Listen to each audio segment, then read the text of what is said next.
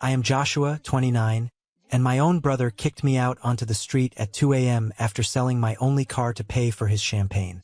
Before I tell you about how I legally took $20 million right out from under his nose, let me know where you are watching from in the comments. I sold your car. Wyatt did not even look up from his phone when he said it. He just threw a crumpled receipt right at my chest. It bounced off my shirt and landed on the expensive hardwood floor of his penthouse. My cards got declined at the caterer an hour ago, he muttered, tapping away on his screen. The investors were watching. I needed cash right now to cover the deposit. I stood there frozen in the middle of his massive living room. The air conditioning was blasting, but I felt a hot sweat break out on the back of my neck. You sold my Honda? I asked, my voice barely a whisper. Wyatt, I pay for that car every single month. I use my entire salary just to keep up with the payments. It is how I get to work. It is my only lifeline. He finally looked up at me. His eyes were completely cold. There was no apology in them. There was not even a flicker of regret. It is titled in my name, Joshua. Remember? Your credit was absolute trash after you took out those loans to help mom and dad. So I did you a favor by putting my name on the paperwork. Legally, that car is my property, and I liquidated it. He actually smirked. A tiny, arrogant little smirk. I barely got enough to cover the champagne for tonight. Next time, buy a better car if you want it to matter. I swallowed the heavy lump forming in my throat. I stared at the floor. I looked at him in his custom-tailored suit. Then I looked at his wife, Chloe, who was sitting on the leather sofa, giggling at something on her tablet. She did not even look up. She did not care. This was not a family. This was a dictatorship, and I was just a peasant living in it. But little did they know, this dictatorship was about to fall hard. It was 2 in the morning. Los Angeles was baking under a historic heat wave. It was the kind of suffocating heat that keeps the concrete sidewalks radiating pure fire well past midnight. But inside Wyatt's penthouse, it felt like the Arctic. I had gone to my small room in the back to try and sleep off the anger. I just wanted to close my eyes and figure out how I was going to get to my logistics job the next morning without a car. Then my bedroom door banged open. It slammed so hard against the drywall that the plaster cracked. Wyatt stood in the doorway. He was holding a large, black plastic garbage bag in his right hand. He tossed it onto the floor right at the foot of my bed. It landed with a heavy, hollow thud. Get up, he commanded. His voice was not loud, but it was dripping with that manic, entitled irritation that I knew all too well. Chloe needs this room. She is doing a massive closet reveal for her live stream tomorrow morning, and your cheap junk is ruining the aesthetic of the background. I sat up, blinking against the harsh, blinding hallway light pouring into my dark room. Wyatt, I said, rubbing my eyes. It is 2 in the morning. You just sold my car. Where am I supposed to go right now? I do not care what time it is, he snapped. You are cluttering up my house. He kicked the black garbage bag toward my feet. I packed for you. Consider it a massive courtesy. Now get out. I looked down at the bag. He had not packed. He had literally shoveled the top layer of my life. A few shirts, my work boots, a toothbrush, into a hefty sack like it was yard waste. My hands started to shake. I looked back up at him. I gave up a major promotion at work last year to stay here and manage this property for you. I gave up everything. Where am I supposed to go? He laughed. It was a short, sharp, cruel sound. Go live in the warehouse. It is empty. At least out there, you will be right at home with your own kind. Trash.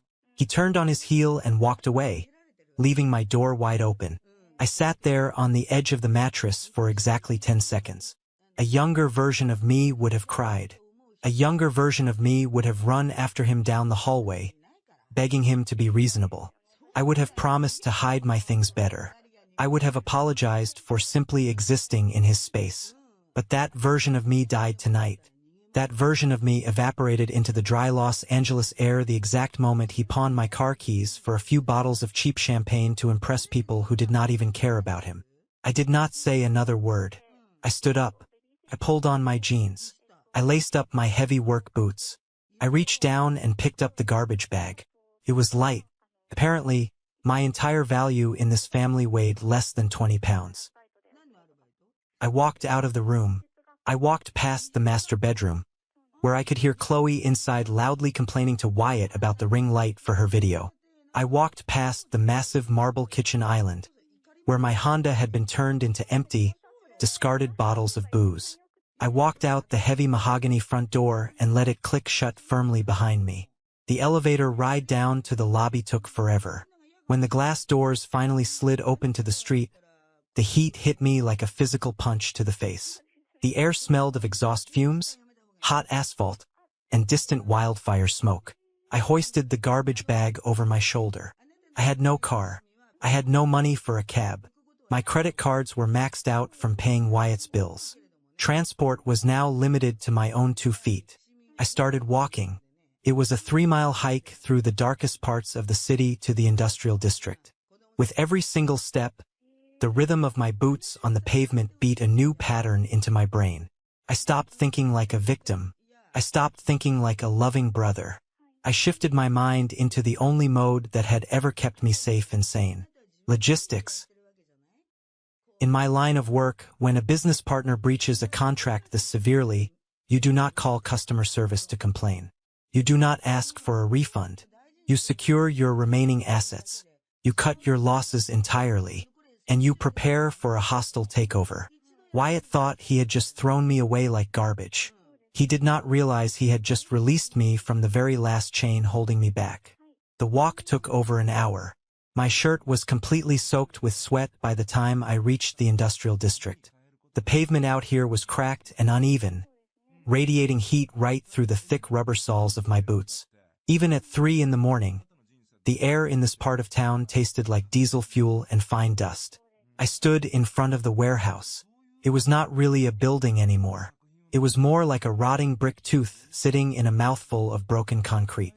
The tall, narrow windows were barred with rusted iron, and the cheap for sale sign that Wyatt had hastily zip-tied to the chain-link fence months ago was peeling off, bleached white by the relentless California sun.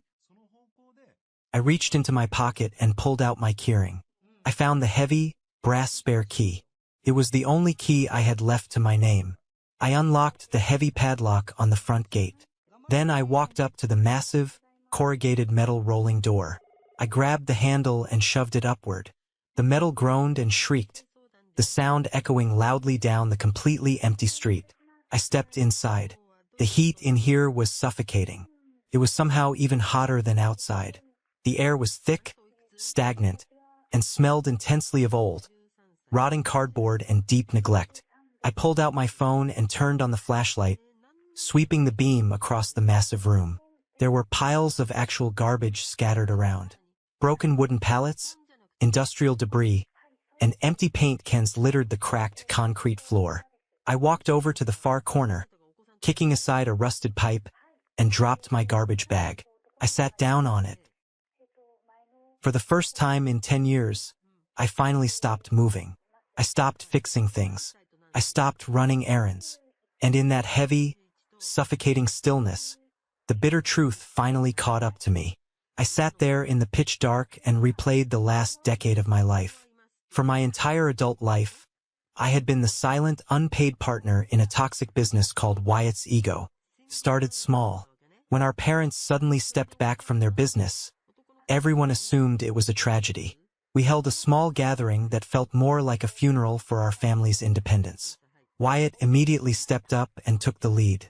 He was the older brother. He was the visionary. He was the self-proclaimed CEO of absolutely nothing. I remember the day we sat in the lawyer's office to sort out the family assets. My parents looked at me with those pleading eyes. Wyatt told me I was too young, too fragile to handle the stress of the estate. He put his hand on my shoulder and said, "I will take the burden, Joshua. You just focus on finishing school. Do not worry about a thing." So, the deeds to the properties went exclusively into his name. The bank accounts went into his name. But somehow, the actual bills always managed to find their way to my mailbox. I sat in the dark warehouse, remembering the brutal winter 3 years ago when the central heater completely broke down in the penthouse. Wyatt was away in Aspen, supposedly networking with rich investors. He called me in a complete panic. "We need to fix this right now, Joshua. It is our home. We cannot let it freeze." I drained my entire savings account to pay the $3,000 repair bill. I gave up the money I had been saving for my own college fund. I remembered when the property taxes on this very warehouse became dangerously delinquent. Wyatt sat me down, looking deeply stressed. "We are going to lose the family legacy if we do not act right now," he told me. "We have to sacrifice."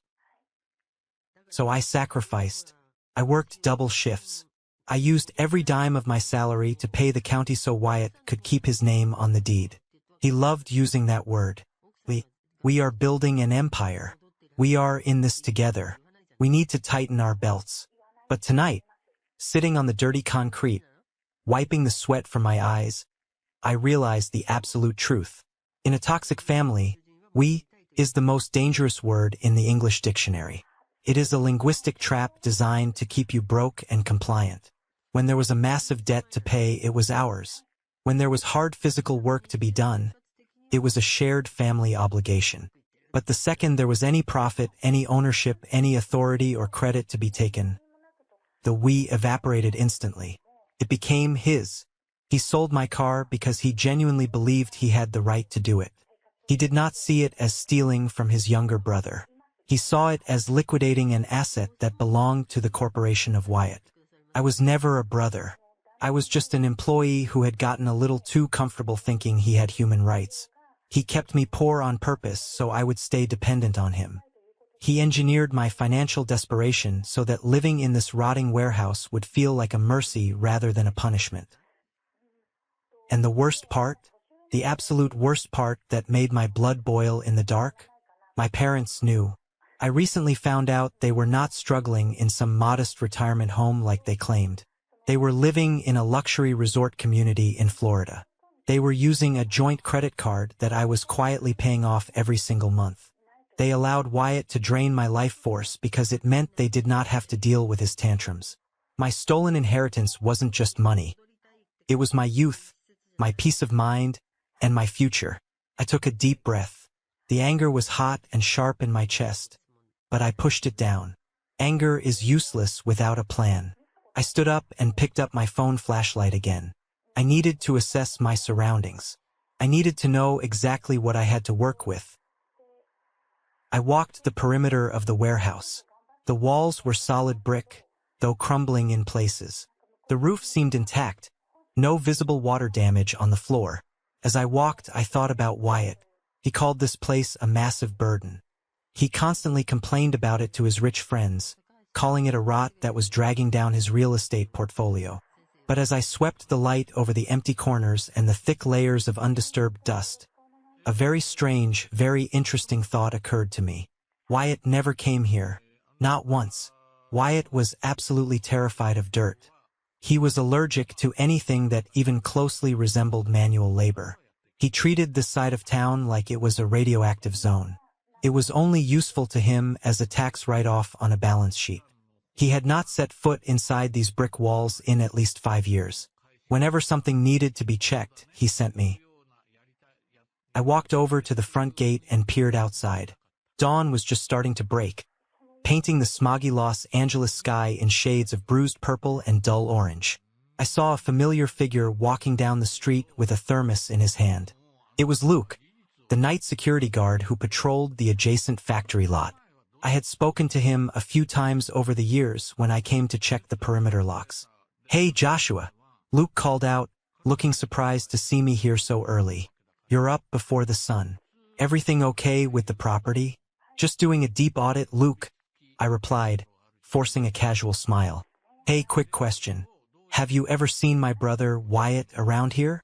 Tall guy, usually wearing a suit that costs more than my life?" Luke chuckled, taking a sip from his thermos. "Wyatt? Man, I haven't seen that guy's shiny shoes in this zip code since they paved the main road back in 2021. He hates this neighborhood. Why? He finally coming down to clean up this mess?" "No," I said softly, looking back into the dark cavern of the warehouse. "No, he isn't. Thanks, Luke." I waved. stepping back inside and pulling the heavy metal door down shut. The sound of the door closing echoed with a heavy finality. I stood in the darkness, letting the reality wash over me. Wyatt had not been here in 5 years. That meant he did not know what was actually in the corners of this building. He did not know what was behind the old drywall. He thought he had exiled me to a miserable prison to break my spirit. He did not realize he had just handed me sole, unsupervised custody of the only thing in our family's name that he had not completely ruined yet. My brain, trained in logistics and supply chain management, began to categorize the space. Area A, clear out the debris. Area B, set up a secure sleeping perimeter. I did not have a bed, but I had cardboard and my clothes. It wasn't comfortable, but for the first time in my life, I was standing on ground where nobody was yelling at me, demanding my money, or telling me I was worthless. I laid out a large, flattened cardboard box. I used my garbage bag of clothes as a makeshift pillow. As I lay down on the hard, unforgiving concrete, I didn't feel defeated. I felt a strange, cold sense of clarity. Wyatt had taken the penthouse. He had taken my car. He had taken my parents' loyalty. But right here, right now, I was the master of this domain. And I was going to find a way to make this place work for me. 7 days later, the Los Angeles heat wave broke a new record. The temperature outside hit 104 degrees. Inside the warehouse, it was basically an industrial oven. The air inside shimmered with dust and brutal stagnation. I was sitting on an overturned wooden crate using my phone, which I had charged at a local coffee shop, to desperately audit my remaining, pitiful cash reserves. I had exactly $42 to my name. Suddenly, the small side door of the warehouse banged open with tremendous force. The harsh afternoon sunlight violently pierced the gloom. Wyatt stormed in. He was wearing a custom-tailored linen suit that probably cost more than my entire college education. But right now, that expensive suit was heavily stained with sweat under the arms and down the back. He looked completely out of place. He looked like a panicked peacock trapped in a landfill. He held a handkerchief over his nose to block the smell of the dust. He did not say hello. He did not ask how I was surviving in an oven without food or water. He marched right up to me and threw a bright red envelope aggressively at my chest. It hit my shirt and fluttered down to the dusty concrete floor. "Pay it," he snapped, his voice tight with rage. I looked down at the red envelope. I slowly reached down and picked it up. It was from the Los Angeles Department of Water and Power. Stamped across the top in bold black letters were the words, "Final disconnection notice." I opened the envelope and pulled out the bill. The amount due at the bottom of the page was absolutely staggering. $4,212. "You have been squatting in this dump for a week," Wyatt yelled, wiping his sweaty forehead with his silk handkerchief. "And you have not even bothered to transfer the utilities into your own name. I got a call from a very aggressive collection agency this morning, Joshua. Fix it. I am not paying to keep the damn lights on in a literal garbage dump." I looked at the number again. My mind raced. "Wyatt," I said, keeping my voice incredibly calm. "I haven't used any power. I have been charging my phone with a cheap solar bank I bought for $10. I haven't even turned on a single light bulb in here. The main breaker is off. I do not care what lies you are spinning," he screamed, his face turning red. "The bill is in the estate's name. But actually, no, it isn't. It's tied to your personal guarantor file. David made sure of it." I froze. David? David was our family lawyer. The man I had trusted for years. The man who sat at our dinner table. "Yes, David," Wyatt sneered. "I had him restructure the utility liabilities months ago. You are legally responsible for the operating costs of this property, even though I own the land. It was a brilliant move to protect my credit. So this is your debt. Pay it today or I will have the power company come out here and rip the physical meter right out of the wall." He turned on his heel, eager to escape the suffocating heat and get back to his air-conditioned luxury SUV parked outside. He slammed the metal door shut behind him, leaving me alone in the sweltering silence. I stood there, holding the red envelope. The betrayal stung, but I pushed the emotion aside. Christian, a notoriously ruthless debt collector in the area, had already been leaving threatening voicemails on my phone for the past 2 days regarding other small debts of Wyatt's that I was somehow tied to. Now this, a $4,000 power bill for a building that was completely dark. It made absolutely no sense. I am a logistics coordinator. My actual job is not just moving boxes from point A to point B. My job is analyzing complex data. I look for inefficiencies in supply chains. I look for leaks. I look for numbers that do not align with physical reality. I turned the power bill over. On the back of the DWP statement, there was a bar graph detailing the daily power usage for the last 30 days. When my eyes hit that graph, my brain instantly flagged a massive anomaly. The usage line wasn't jagged. In a normal building, power consumption constantly fluctuates. It peaks during the day when people are awake and using appliances. It drops dramatically at night. It spikes hard when heavy machines turn on, and falls when they turn off. But this line was flat. It was a perfectly straight, horizontal line across the entire 30-day period. High consumption, constant, unyielding draw, 24 hours a day, 7 days a week. It never dipped. It never spiked. That is not a forgotten refrigerator. That is not a few left-on light bulbs. That is industrial life support. I lowered the paper. I looked around the completely empty, silent warehouse. There were no machines running. There were no humming vents. There was nothing but thick dust, dead silence, and oppressive heat. But the physical power meter outside does not lie. Somewhere inside this building, something was eating electricity like a starving animal. I turned on my phone flashlight. I walked straight to the main breaker box located on the far brick wall. It was an old, heavy industrial panel, covered in decades of black grime and spiderwebs. I pulled the metal latch and yanked the heavy door open. Inside, most of the thick black switches were taped off with old electrical tape, clearly labeled defunct. But there was one breaker down at the very bottom right. It was a massive, heavy-duty switch labeled Zone 4. I reached out and hovered my fingers over the plastic switch. It was radiating heat. It was hot to the touch. Electricity, massive amounts of it, was flowing right through this breaker at this exact second. I looked up. I followed the thick, gray metal conduit pipe connected to that breaker. It ran straight up the brick wall, securely fastened with metal brackets. It traveled across the high steel ceiling trusses, weaving through the darkness. I tracked it with my flashlight beam. The pipe ran all the way across the ceiling and then went straight down, disappearing directly behind a massive stack of rotting plywood sheets leaning heavily against the back left corner of the warehouse. I walked slowly toward that corner. My boots crunched lightly on the dirt. I reached out and grabbed the edge of the first heavy sheet of plywood. I braced my legs and pulled it away. It crashed loudly to the concrete floor, kicking up a massive, choking cloud of gray dust. I waved the dust away from my face and shined my light at what the plywood had been hiding. It was not a brick wall. It was drywall. Clean, relatively modern drywall. Someone had built a partition. They had constructed a massive false wall to artificially shorten the length of the warehouse room. It was built perfectly flush to make the room look naturally smaller. I walked back to my tool bag. I reached inside and pulled out my heavy, solid steel crowbar. My heart was pounding hard against my ribs. I walked back to the false wall. I found a seam where 2 drywall panels met.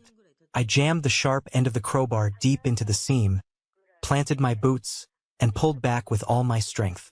The drywall cracked with a loud snap, crumbled outward. Immediately, a blast of freezing cold air hit me right in the face. It was shocking. It was sterile, perfectly conditioned air. And with that cold air came a sound. It was a low, steady, powerful hum that had been completely muffled by heavy layers of fiberglass insulation packed behind the wall. I gripped the crowbar tighter. I smashed the hole bigger.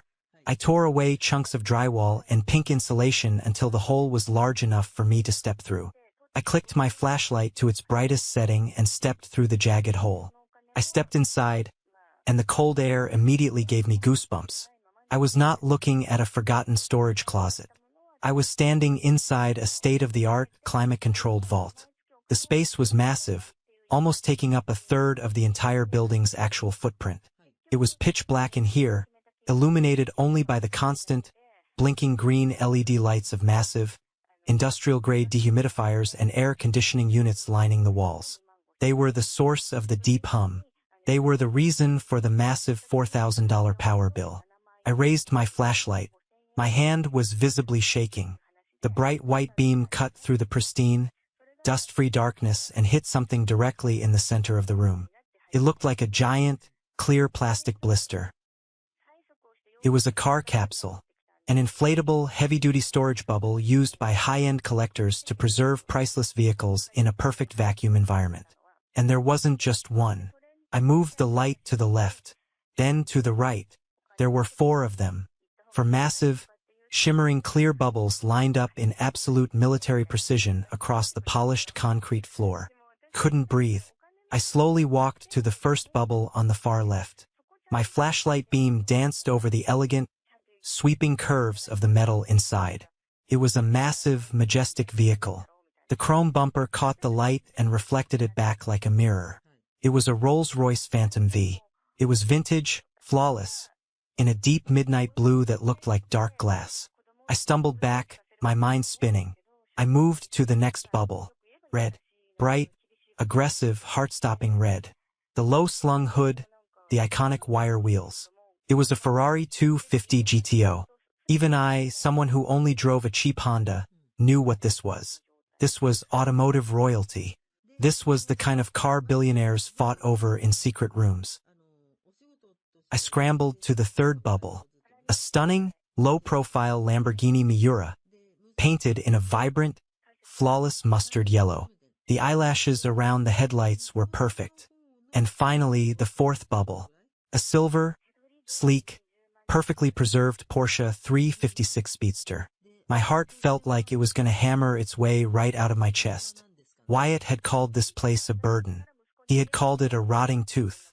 He had just thrown a final disconnection notice in my face because he was too insanely cheap to pay the bill. He did not know. He had never bothered to look behind a single piece of plywood. He was so incredibly blinded by his own arrogance and his hatred for manual labor that he had been sitting on top of the holy grail of automotive history, treating it like a toxic landfill. I wasn't standing in a rundown warehouse anymore. I was standing in a bank vault, and I was the only living person who knew the combination. I did not call Wyatt. I did not call my parents. I did not call the power company to complain about the bill. I pulled out my phone and I called Gabriel. Gabriel was an elite freight specialist. We had worked together on a massive nightmare logistics contract 2 years ago, involving shipping a container of vintage luxury watches to a private buyer in Dubai. Gabriel was a man who did not ask unnecessary questions. He just knew exactly what rare things were worth, and he knew how to move them securely. He answered on the second ring. "Joshua? It's early, man." "Gabriel, I need you here right now," I said, my voice tight. "Bring Elijah." Elijah was Gabriel's mentor, a legendary classic car appraiser who rarely left his office. Gabriel paused. "Joshua, Elijah doesn't do house calls unless it's a museum piece. Tell him to bring his glasses, Gabriel. Just get here." They pulled up to the warehouse 40 minutes later in a completely nondescript black SUV. They stepped out into the blazing heat. Gabriel looked at the peeling paint on the fence, the barred windows, and the general decay of the street with a deep, skeptical frown. "You said you had a high-value cargo issue, Joshua," Gabriel said, stepping carefully over a dark puddle of motor oil near the entrance. "This looks more like a demolition site." "It is not about the building, Gabriel. It is about the inventory." I led them inside the sweltering main room, straight to the broken false wall. I handed Elijah a heavy-duty flashlight. "Zone 4, I said simply. "Take a look." Elijah, an older man with sharp eyes, stepped carefully through the jagged hole in the drywall. I heard his breath catch in his throat. Then absolute silence. A long, heavy, stunned silence. Gabriel and I followed him in. Elijah was standing in front of the clear plastic bubble holding the red Ferrari. His face was mere inches from the plastic. He wasn't looking at it like a car. He was looking at it like a lost religious artifact. "My God," Elijah whispered, his voice trembling.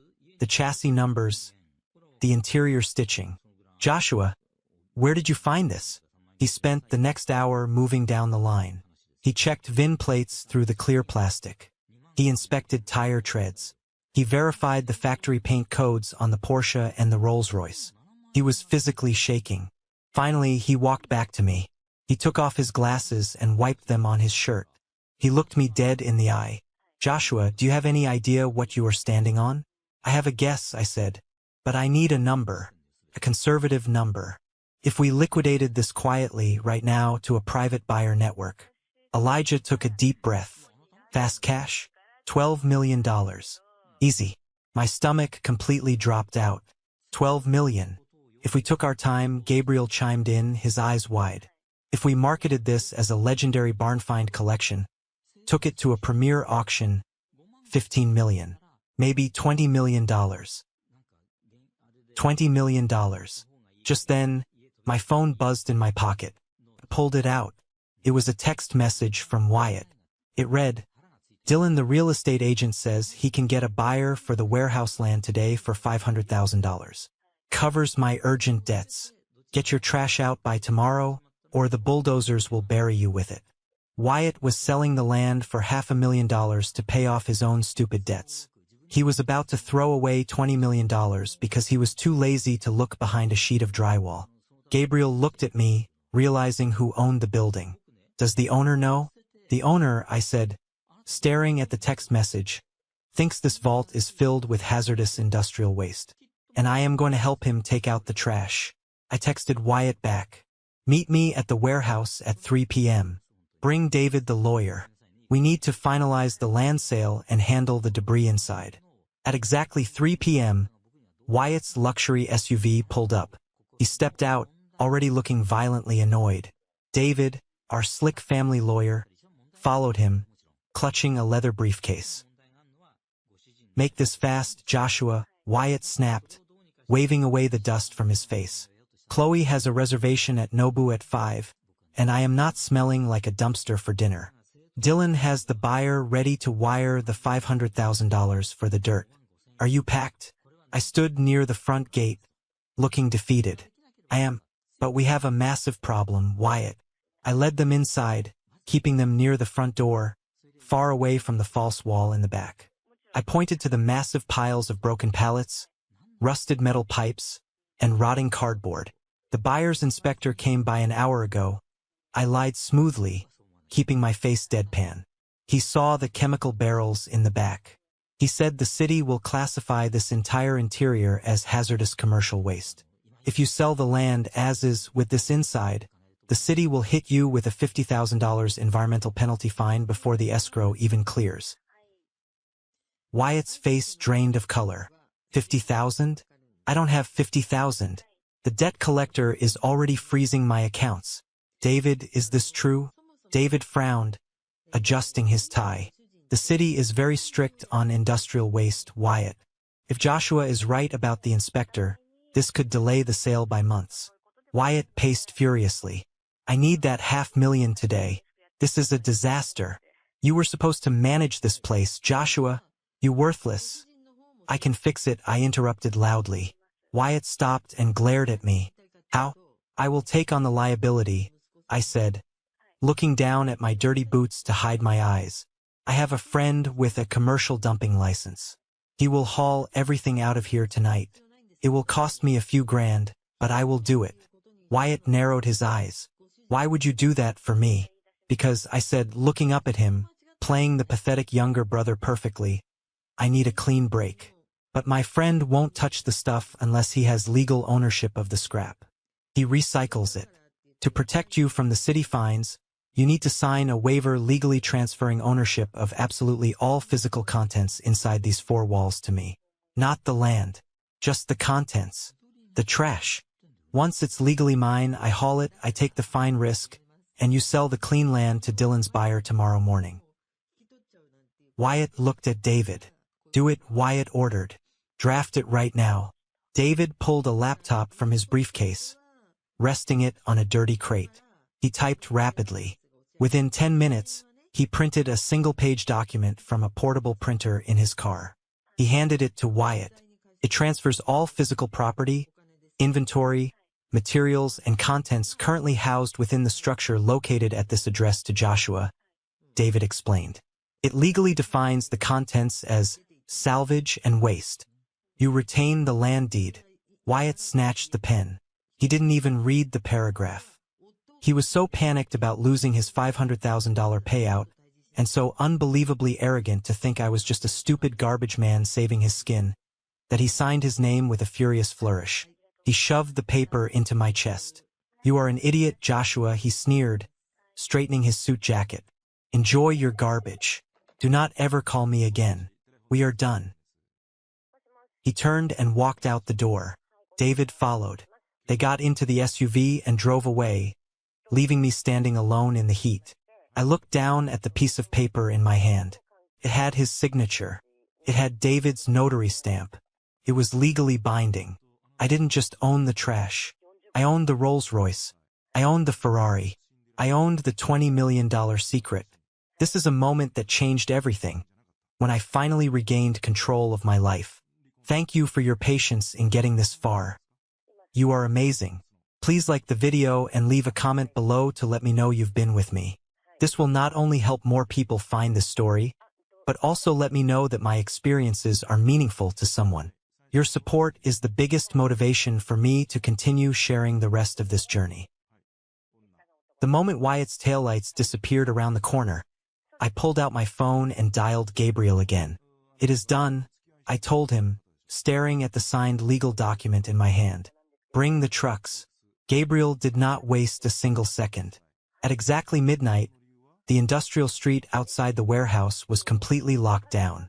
3 massive, unmarked, climate-controlled semi-trucks rolled silently up to the front gate.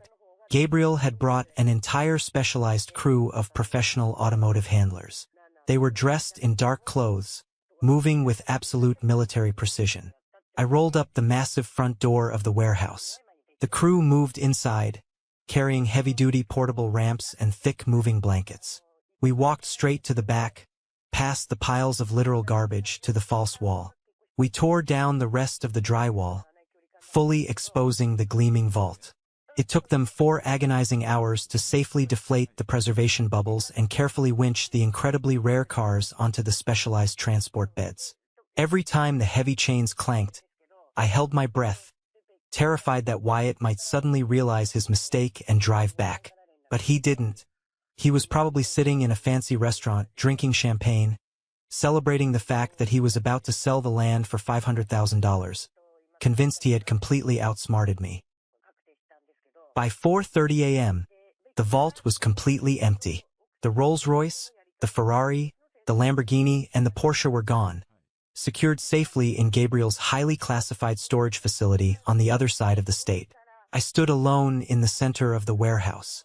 The sun was just starting to peek over the Los Angeles skyline, casting long, dusty shadows across the cracked floor. The building was now truly what Wyatt always thought it was. A hollow, empty shell of dirt and broken concrete. My phone buzzed. It was a text from Wyatt. Dylan just wired the $500,000 for the land sale. Escrow is closed. The bulldozer arrives tomorrow. I hope you got your trash out, loser. Lose my number. I stared at the screen.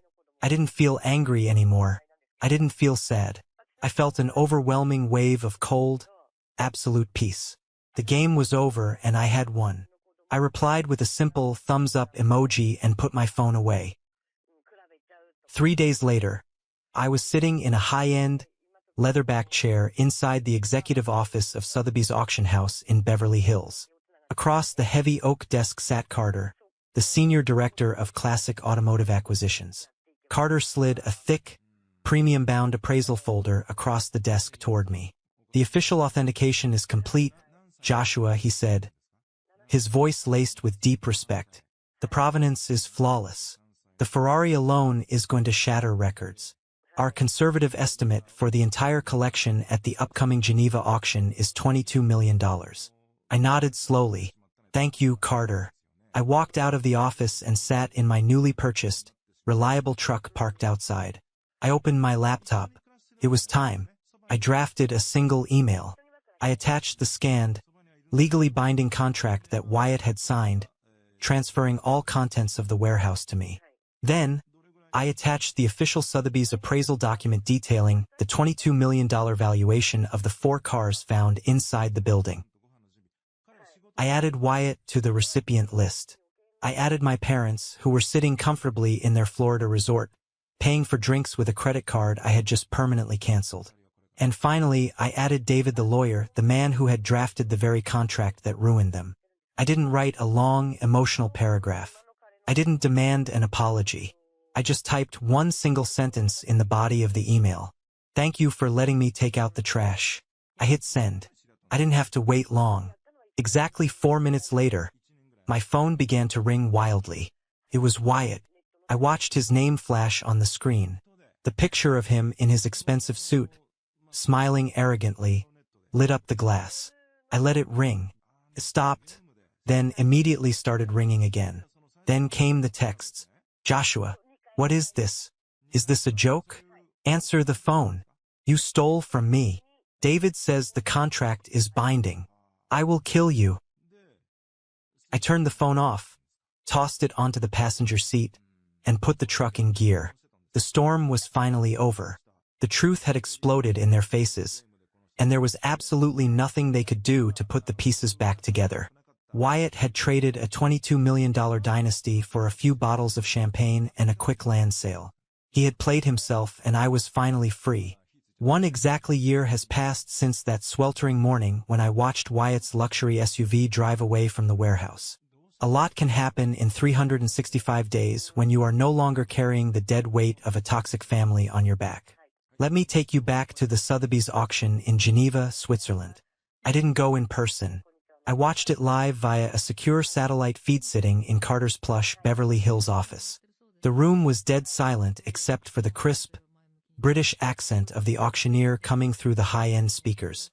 We had spent months marketing the collection as the Lost Cinema Fleet. The automotive world was in an absolute frenzy.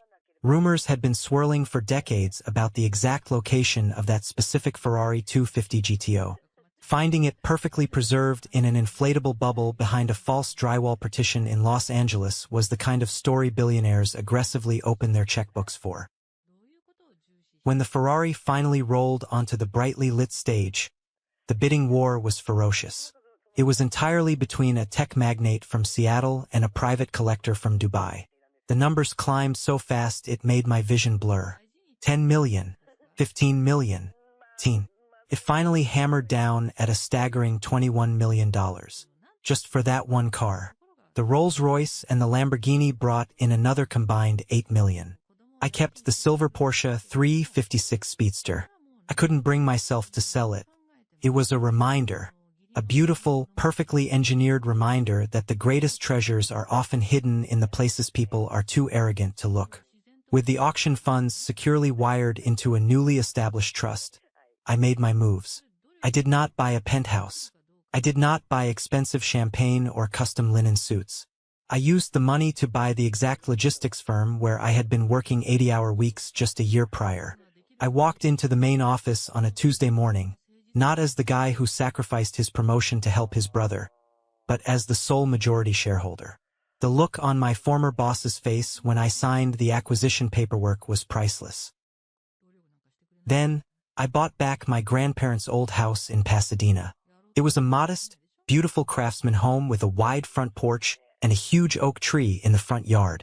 My parents had lost it years ago due to their own terrible financial mismanagement, choosing to fund their lavish lifestyle rather than pay the mortgage. Getting the keys to that house felt like closing a bleeding wound. I spent weeks restoring the original hardwood floors and painting the walls. It became my sanctuary. A quiet, peaceful place entirely funded by my own stolen inheritance that I had rightfully reclaimed. Meanwhile, Wyatt's world was violently burning to the ground. He tried to sue me, of course. 2 weeks after the email dropped, I was served with a massive stack of legal papers. He accused me of fraud, grand theft, and severe emotional distress. We ended up in a sterile, brightly lit courtroom in downtown Los Angeles. Wyatt looked terrible. His suit was wrinkled. He had dark circles under his eyes, and his hands visibly shook. David, his slick lawyer, tried his absolute best to argue that the contract was signed under extreme duress and deliberate misrepresentation. My legal team, funded by the Sotheby's advance, simply presented the signed document to the judge. It was a masterpiece of legal irony. David himself had drafted the exact wording. The document clearly stated that Wyatt willingly transferred all physical property, inventory, materials, and contents located at the warehouse address to me, Joshua, defining them strictly as salvage and waste. The judge looked over her glasses at Wyatt. She asked him one simple question. Did you physically inspect the contents of the building before signing a legal document abandoning them to avoid a municipal fine? Wyatt stammered. He tried to explain about the dirt, the heat, his dinner reservations at Nobu. He tried to say I tricked him. The judge slammed her gavel down. Case dismissed with prejudice. She ruled that willful ignorance is not a valid legal defense for breaking a contract you had your own lawyer draft. Wyatt had legally, formally, and bindingly given me the cars. That courtroom defeat was the final nail in the coffin. Chloe, Wyatt's wife, had married him for the aesthetic and the bank account. The moment she realized the $20 million collection was legally mine and Wyatt was drowning in legal fees, she filed for divorce. It was a brutal, swift, and merciless process. She didn't want custody of his problems. She hired a shark of a lawyer who uncovered all of Wyatt's hidden debts. In the final settlement, Chloe managed to secure the entire $500,000 from the warehouse land sale, claiming it was necessary to maintain her standard of living while Wyatt had squandered marital assets. Wyatt was left with absolutely nothing. No cars, no land, no wife. He was officially evicted from the Santa Monica penthouse 3 months later when he couldn't make the massive monthly lease payment. I heard through a mutual acquaintance that he was sleeping on a friend's couch in a studio apartment, desperately trying to get a job in retail sales. I thought I had finally cut all the rotting branches off my family tree, but toxic roots run incredibly deep. It was a rainy Tuesday afternoon. I was sitting in my spacious corner office at the logistics firm, reviewing quarterly salary projections and planning a major expansion of our trucking fleet. My desk phone buzzed. It was the front lobby receptionist. Joshua, she said, her voice sounding a bit strained. There is an older couple down here. They are causing quite a scene. They say they are your parents. I slowly put my pen down. A cold, heavy knot formed in my stomach. Send them up, I replied softly. The heavy glass doors of my office swung open.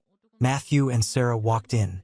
They looked vastly different from the perfectly tanned, relaxed retirees I had seen in their social media posts from Florida.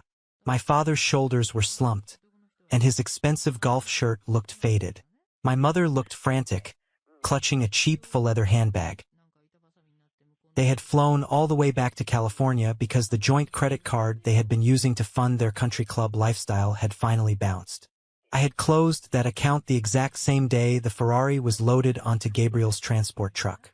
Without my monthly salary quietly paying off their massive balances, their manufactured reality had collapsed. Joshua, my mother cried out, rushing forward. She tried to throw her arms around me, but I stepped back behind my large mahogany desk. She stopped, looking incredibly confused and hurt by the physical boundary. What are you doing here? I asked. My voice was completely flat.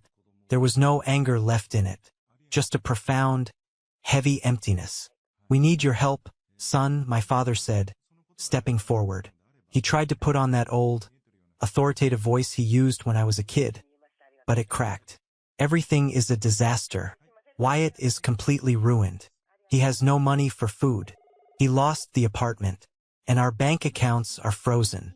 We had to borrow money from a neighbor just to buy economy plane tickets to get here. My mother started sobbing loudly. Felt theatrical, felt rehearsed. Joshua, you have to fix this. You have all that money now. Millions of dollars. You are our son. We are blood. You cannot just leave your family out in the cold. We need a loan.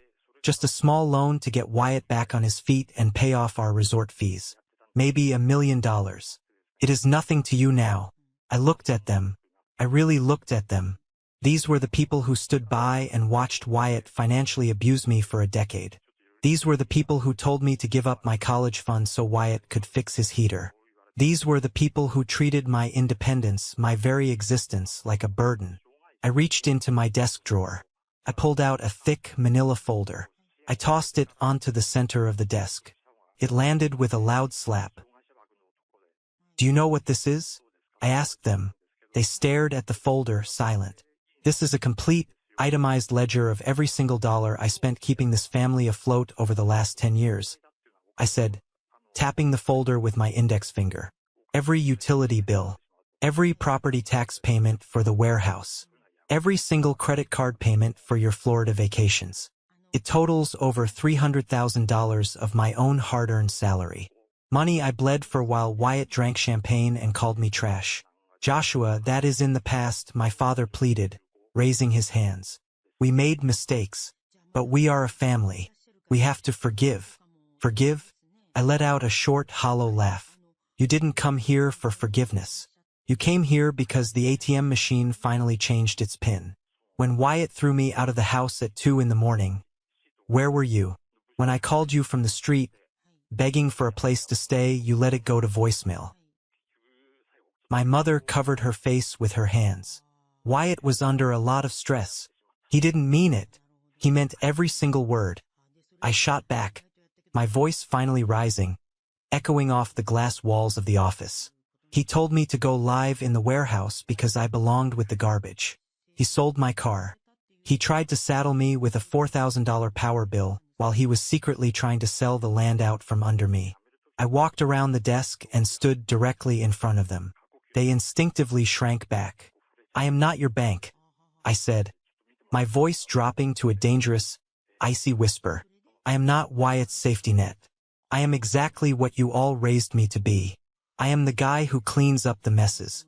But this time I am keeping the salvage. Joshua, please, my mother begged, grabbing my arm. He is your brother. He was the golden child. I gently but firmly removed her hand from my arm. Exactly. He was the golden child. He wore the crown you two gave him. But I am just a garbage man. And garbage cannot feed Wyatt's crown. I picked up the phone on my desk and pressed the intercom button. Security. Please come up to the executive office and escort Mr. and Mrs. Evans out of the building. They are trespassing. My father's face turned bright purple with absolute rage. You cannot do this to us. We gave you life. You owe us. I owe you absolutely nothing, I replied, turning my back to them and walking toward the large window overlooking the bustling logistics yard below. The debt has been paid in full. Do not ever contact me again. I stood by the window and watched as 2 large security guards gently but firmly guided my screaming, crying parents out of the office suite. I didn't feel a shred of guilt. I felt like I had finally excised a massive, malignant tumor from my life. The cycle of financial and emotional abuse was permanently broken. The late afternoon sun was beginning to dip toward the horizon, painting the vast expanse of the Pacific Ocean in brilliant shades of crushed gold, deep violet, and fiery orange. I shifted the heavy, mechanical gear lever into fourth. The silver Porsche 356 Speedster responded instantly, the beautifully tuned engine roaring with a deep, throaty growl that vibrated right through the leather seats and into my chest. I was driving north on the Pacific Coast Highway. The convertible top was down, and the salty, cool ocean wind was whipping violently through my hair. I realized exactly where I was. I was driving the exact same stretch of coastline, just a few miles down from Santa Monica, where I had walked that terrible, suffocating night a year ago. I slowed the car down and pulled over onto a scenic turnout carved into the side of the coastal cliff. I turned off the engine. The sudden silence was filled only by the rhythmic, powerful crashing of the ocean waves against the jagged rocks far below. I sat there in the driver's seat, resting my hands lightly on the original wooden steering wheel. I looked out at the endless horizon. If you had told me a year ago, when I was walking the streets with my entire life stuffed into a cheap plastic garbage bag, that I would be sitting here today, I would have thought you were completely insane. Back then, my entire worldview was defined by what my family told me I was. They told me I was weak. They told me I was strictly a supporting character in Wyatt's grand, spectacular life story.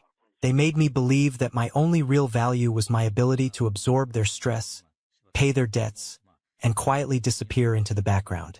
But out there in the dark, sweltering heat of that abandoned warehouse, something fundamental shifted inside of me. When Wyatt kicked me to the curb, he didn't destroy me. He accidentally cured me. He shattered the powerful illusion of our family dynamic. He forced me to look at the raw, ugly truth of how they viewed me. And once you see that truth, you can never unsee it. I traced my finger over the smooth, polished silver dashboard of the Porsche. This car is a masterpiece. But for decades, it sat entirely forgotten in the dark, hidden behind a cheap, hastily built wall of drywall, slowly gathering dust. It was completely ignored by a man who was too obsessed with maintaining a fake image of wealth to actually look at what was right in front of him. I used to be exactly like this car. Hidden, undervalued, kept completely in the dark by people who wanted to exploit my energy without ever recognizing my worth. But not anymore. I tore down the false wall in that warehouse, but more importantly, I tore down the false wall inside my own mind. I stopped waiting for my family to suddenly wake up and appreciate me. I stopped hoping that if I just worked a little harder, paid one more bill, or sacrificed one more promotion, they would finally love me the way I deserve to be loved. I took back my power. I used my skills, my logic, and my deep understanding of the situation to legally outmaneuver the people who thought I was completely stupid. I secured my financial freedom, not by stealing, but by utilizing the exact arrogance and laziness of my abusers against them. I stepped out of the car. I walked to the edge of the cliff and took a deep breath of the incredibly clean, salty air. The sky was vast and open. There were no limits anymore. No more debts hanging over my head. No more manipulative phone calls. No more desperately trying to please people who were fundamentally committed to misunderstanding me. I am Joshua. I am 29 years old. My brother tried to bury me in the trash. But what he didn't realize is that some seeds only need a little bit of dirt to finally take root, break through the concrete, and grow into something completely unstoppable. The sun finally dipped below the horizon, taking the last remnants of the past away with it. Tomorrow is a brand new day, and for the first time in my entire life, I am the one holding the keys. We spend so much of our lives letting other people write our story. We let toxic family members, terrible bosses, or selfish partners dictate our value. The biggest lesson I learned from sitting in the dirt of that warehouse is this: true wealth is not just about the numbers in your bank account, and true poverty is not just a lack of money. Wyatt had a penthouse, but his mindset was completely bankrupt. He was impoverished by his own arrogance and laziness. Financial freedom begins the exact moment you realize you are funding your own oppression. You cannot heal in the exact same environment that made you sick. Sometimes, the most powerful personal development move you can ever make is to stop trying to fix toxic people and instead use your energy to quietly secure your own future. You have to set ironclad boundaries, even if it means walking away from the people you share DNA with. I want to hear from you. What is the biggest lesson you are taking away from my story today? Have you ever had to walk away from a toxic situation to finally find your own worth? Share your favorite takeaway in the comments below, or simply comment the word good, so I know that these lessons resonated with you. Your engagement helps this community grow and supports others who might be going through the exact same darkness I did. Keep driving forward.